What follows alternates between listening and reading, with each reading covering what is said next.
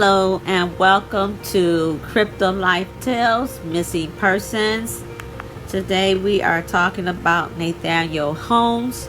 Nathaniel Holmes was 17 years old when he went missing on December 19th, 2017. He was last seen at Hidden Lakes High School after being dropped off at his new school. Nathaniel had been attending an online high school program, but just 5 weeks before his disappearance, he had transferred to Hidden Lakes High School in Westminster, Colorado. Now, on the morning of his disappearance, Nathaniel went to the principal's office and said he needed to speak with his friend Anthony. At that time, Anthony was his closest friend there at the new school, and he said that it was urgent that he needed to speak to Anthony. The principal refused to take Anthony out of class, and he told Nathaniel he had to see Anthony at lunchtime. After that, Nathaniel walked out of the school and no one had seen him since. Now, Nathaniel was last seen wearing a black hoodie with the words Mirage Recovery on it, blue jeans, and black tennis shoes with white bottoms. His personal belongings were left at home. Nathaniel is described as 5'9" tall and 140 pounds. His hair is blonde and his eyes are blue. Now, Nathaniel's parents divorced when he was 10, and his dad got full custody of him. His older sister Hannah, who was 18 at the time, and his younger brother, who was 14 at the time of his disappearance. He also has an older sister who no longer lives in the home. Nathaniel's a musician. He plays the bagpipes like his father, who teaches bagpipes. Nathaniel's father, Ben, had worked nights, and he had sole custody of the kids. He had a close relationship with his kids.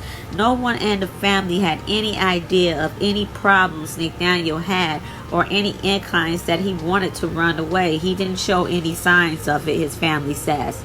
He had gotten into a little bit of trouble at his new school. His dad said he don't know, he thinks maybe he had fallen in with a bad crowd. His dad had said that during an interview, and he said that when he picked Nathaniel up the day before his disappearance, it was obvious that Nathaniel had taken something. Now, Nathaniel told him he had taken a Xanax he got from school, and Ben said that he was out of it. The drug affected him a lot. Ben said he was in and out, incoherent, and slurring his words. Now, Nathaniel told Ben that was the first time he had taken a drug and he didn't want to take it again. And Ben said he videotaped the conversation because he wanted to show Nathaniel how he looked under the influence of drugs. So Ben said that was the first time he had ever saw Nathaniel under the influence of any drug or behaving in that manner. And he had to work that night, and he wanted Nathaniel supervised, so he let him stay with his mother. Now, she usually had visitation with the kids on Monday, and so Nathaniel spent the night at his mother's house. That was the first time in 9 years he had spent the night at his mother's home. Nathaniel was last seen on December 19th after his mother drove him to school that morning. He had recently transferred as a junior after falling behind in his online classes he was taking at home. Now, Nathaniel had his mother take him to his father's home to pick up a folder before being dropped off at school. It was the last day of school before winter break. Now, Nathaniel's sister Hannah says she doesn't believe he had plans to run away or go anywhere. He left behind money he had saved, his driver's license, school ID, passport, basically all of his stuff. And the school said he never made it to second period. The school security guard didn't see him leave, and Nathaniel was not captured on any school cameras leaving the school. Some of Nathaniel's friends said they saw Nathaniel leave school, but didn't think anything was wrong. Now, Nathaniel called his mother the day he disappeared and told her not to pick him up. He was going to get some ice cream with his dad's friend Michelle. His mom called Michelle, and she didn't know anything about his proposed plans with her. The family is not sure if Nathaniel made the call to his dad from the school or a payphone. His cell phone was broke. It was broke about a month and a half before his disappearance. His father planned to get him another one for Christmas, but Nathaniel did have an iPad that he used to communicate with his friends. Ben said Nathaniel must have changed his password before he disappeared because Ben had made sure his children gave him their passwords. Now, the police told Ben they couldn't help him get into Nathaniel's iPad, so he's unable to read any Facebook,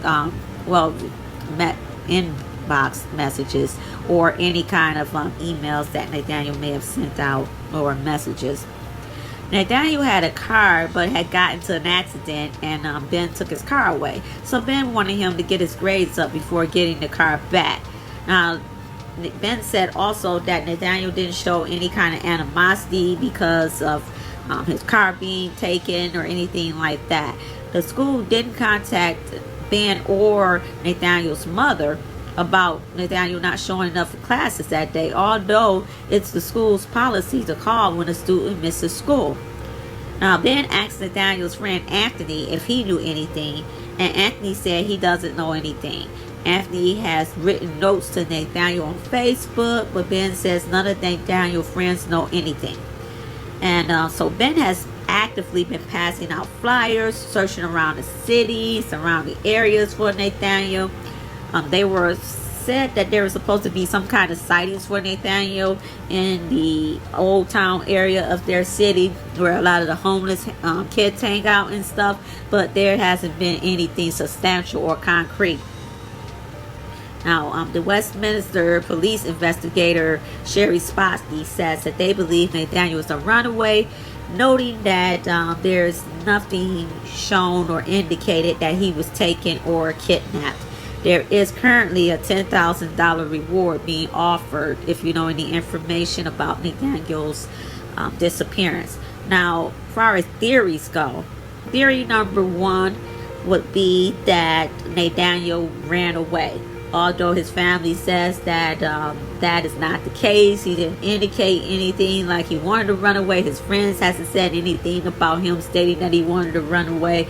Also, he left a lot of his stuff, like to save up money, IDs, passports, that kind of stuff. So he didn't plan to run. You know, there wasn't any kind of bags packed or anything like that to show that he ran away.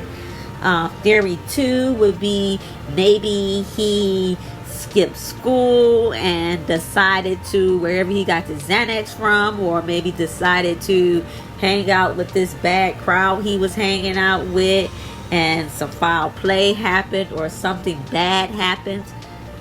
No one knows because no one's saying anything. And also theory three would be perhaps he ran into foul play. He was in the Old Town area, like some of the reports have said, even though it's not substantiated, and maybe he ran into some kind of some kind of foul play. Something happened that wasn't that's the reason why he's disappeared. All of these theories are allegedly, don't know, it's just proposing these things. It's not substantiated. If you know anything about Nathaniel's disappearance, the information, the contact information will be in the description box below. And for Nathaniel's family and friends, you are in my prayers, and I pray that they find resolution regarding his disappearance. Thank you so much for watching.